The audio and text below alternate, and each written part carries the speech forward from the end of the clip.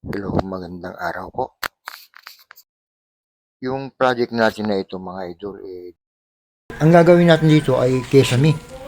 At ang gagamitin natin ng mga materyales ay mga metal paring, gano'n. At hardiplex. Ayan po, nakapag-start na po tayo. Nagkakabit tayo ng metal paring. Ang spacing ng metal paring natin dito mga idol ay 16 inches by 16 inches. At yung carrying channel nito, bali, ang ginawa natin 24 inches by 24. Ayan po siya mga idol. Kaya tayo gumagawa ng full angle na metal paring. Kasi yung nabili nating metal paring mga idol masyadong manipis. Nung na-deliver siya, doon na natin napansin na kaya ito siya ang ginagamit natin yung full angle dyan, yung metal paring. Para kahit papano, matibay-tibay naman siya mga idol.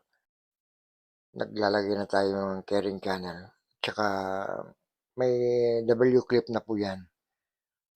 Ready to para sa hanger niya mga idol. Oo. Ayan po siya. At yung kesame na yan mga idol, medyo may kataasan. Palibasa yung pinaka niya, mga moldura niya ay mataas. Ang gagawin natin dapat yan ibaba natin pati yung mga bintana niya medyo may kataasan kaya minabuti na lang natin i-remedyo. Ayan po yung nyo, yung pinaka moldura niya. Masyadong mataas. May gagawin tayo dyan.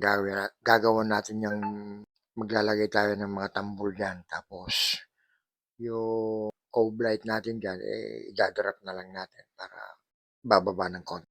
At ito na siya mga idol. Nakapagkabit na tayo ng na hardiplex. Gagawa tayo ng cove light. Ginagawan na natin ng design mga idol. Ayan siya.